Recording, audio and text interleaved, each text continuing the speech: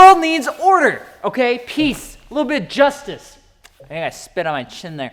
A little bit more wheels, tires, and suspension, okay? For their aftermarket build out there right now, okay? The world's gonna be okay. Seriously. People are acting a little bit weird. Peace. People are still freaking out about that single-ply toilet paper like it's not gonna disappoint you at a 10 p.m. Taco Bell run.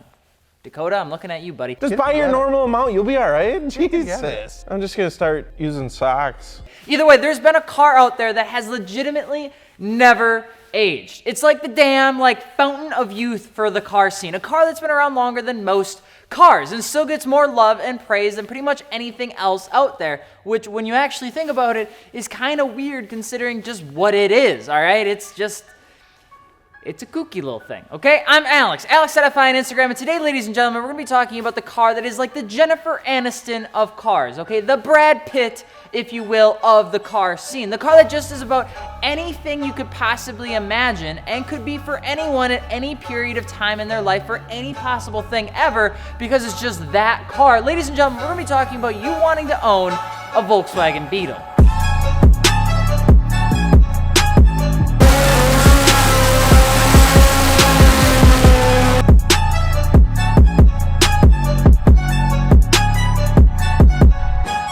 And if you're just jumping into this FitmentIndustries.com video, hello. Hope you're enjoying your time on YouTube, and it wouldn't be too much to ask. Don't forget to subscribe so we can keep making banging videos like this. And if you're interested or have been looking for aftermarket wheels, tires, or suspension, be sure to hit us up over at FitmentIndustries.com, where we literally have everything you could possibly imagine. Plus, we got a bunch of stuff that just went on sale from now until April 15th because tax season time, right? That's just what you do, inappropriate decisions with inappropriate money. Anyway, and just so you know, we just partnered with Airlift to do a new giveaway. So we got 3 items out there. This windbreaker is one of them. Every $5 gets you an automatic entry in to win a free Airlift performance kit for your car. It's pretty banging. There'll be more description and links below for you to learn a little bit more about that, and we hope you guys take part in that as well. Taking it back to 1938, Adolf Hitler.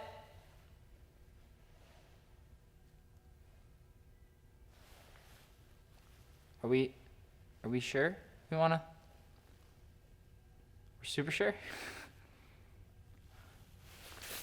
Oh. Okay. Okay, so Adolf Hitler wanted to make a people's car that was mass-produced for the country's new road network that was in the country, okay? This was put together by lead engineer Ferdinand Porsche. All right, you see, there's the connection. You can make the jokes if you want to, but they're not the same thing. You see, it was just back then there was 5 people that could actually do it. Anyway, that Ferdinand Porsche made a good chunk of the initial design, but Bela Barrieni, I said that wrong, was credited with the original design, which was actually by Mercedes-Benz on the original technical drawing. And if you go back there's actually a good old battle between Mercedes-Benz and Porsche and Volkswagen and all of those companies that said who actually coined the initial design. But according to the sources, it is Mercedes-Benz. People be fighting over intellectual property rights is hilarious and almost kind of funny because it's like mom and dad are fighting, so we're just gonna stay out of it. Even though the production was claimed to be started in 1938, we really wouldn't see those beautiful little bugs with the soft headlights be produced until the late 40s. Apparently something happened back then in 1940s that caused a little bit of the delay in the supply chain management in Germany. Couldn't imagine what. But after World War II, the people's car was left in a little bit of a disarray. And while the vehicle was being produced, it was never being produced for its original intention. It was made into a military vehicle and this and that, but everything besides a normal Joe car. I don't know what to tell you. America gave the British the control of the Volkswagen factory after World War II to dismantle the production of it and move it to Britain. Because Britain makes fantastic cars. They don't have any reliability issues at all, or just make cars that just don't make sense. But I quote, British didn't want shit, okay? I'm literally just taking this race just straight out of the expert. The official report included the phrases like, the vehicle does not meet the fundamental, wait, how do British people talk? I'm not even gonna try because I'm so bad at it. The vehicle does not meet the fundamental technical requirements of a motor car. It is quite unattractive to the average buyer. To the car commercially, it would be a complete uneconomic enterprise. I feel like there might be a little bit of anger of Britain towards Germany just as a whole when that statement was made, but I feel like it was a little rough, a little mean. Not a lot of I statements there. The restart of the car was inherently tough. I mean, imagine being responsible for that restart and you walk into the factory that is the only factory that you can essentially make the vehicle in, and there's a bomb in there that didn't go off. That actually happened. The Beetle would continue on, though, with a newfound leadership and control in the production of this little guy. I mean, they had to do something with it, and they had to dismantle it and turn it into something that could make them money. The car was inherently, when it finally got produced, a car for everyone. There was different variants, sizes, and all sorts of trims that started to grow out into the world like a dandelion. The little Beetle would cause other manufacturers like GM to try their own hand at an air-cooled rear-engined car. The people's car was successful in all senses of the word. Even with its tough upbringing, it was cheap, it was affordable. Those are the same thing. It was reliable, it was easy to work on. Everything you could possibly imagine, anybody could jump into the car. And with the fact that it was essentially Germany's car, even way back before they started mass producing it, it was built into the government stipend for citizens to purchase. So you could get it for a really good deal. The car would go up and down, though, in terms of love throughout the decades. The car would get new competition, there'd be new models would pop up, and even to its own company, they'd be making cars that would ultimately compete with the good old Beetle, even though people and other sources say that it didn't. It definitely did, because there's no way it didn't. You had cars like the Golf and things like that coming into the fray, where the Beetle just didn't have the same luxuries as its bigger brother. The last Type 1 Beetle would roll off the line in Puebla, Mexico in July of 2003, which were white wall tires, beautiful looking things, and they called them the Ultima Edición. That was French and Spanish. I just need to stay away from this. But by 2002, there were over 21 million Volkswagen Beetles produced, which was absolutely insane and was one of the biggest cars produced in the world. It was like the staple of the car industry as the car to be, only to be essentially be taken over by the Toyota Corolla. Hey-o. And ultimately, it just kind of fell away, especially in the past 2 decades. This specific car would be sold everywhere. It would do everything, and it would truly be a car that everyone really did love if you owned one. And you just didn't ever have to worry about it. The only thing was that it was a little bit smaller, and you could not really fit a whole lot in it, but nobody really cared because there's so many different trims and things like that that you could probably just buy a bigger one, or you could take the seats out, or you could just, you know, not try to fit a sofa in your car. It didn't take long for our old little grubby hands in the modification community to essentially grab them and say, hey, I wonder what would happen if we LS swapped it. That would be neat.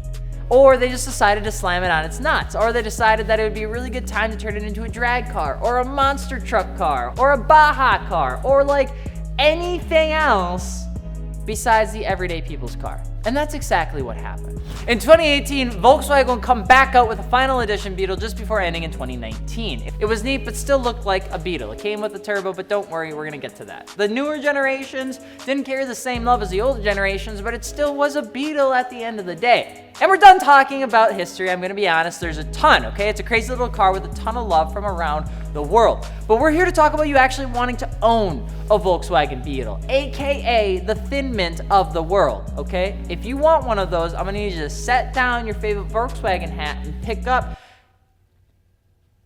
I had a joke, but it was bad.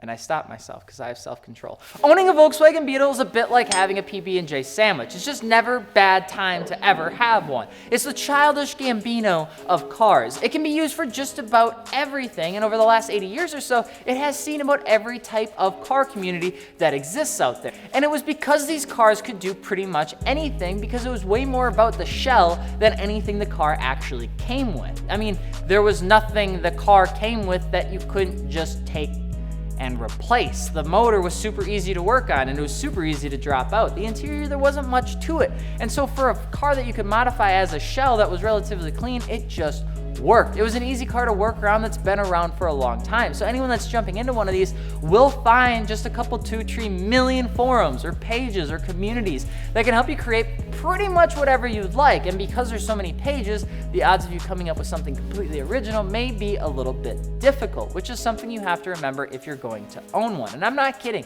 The car can literally do anything.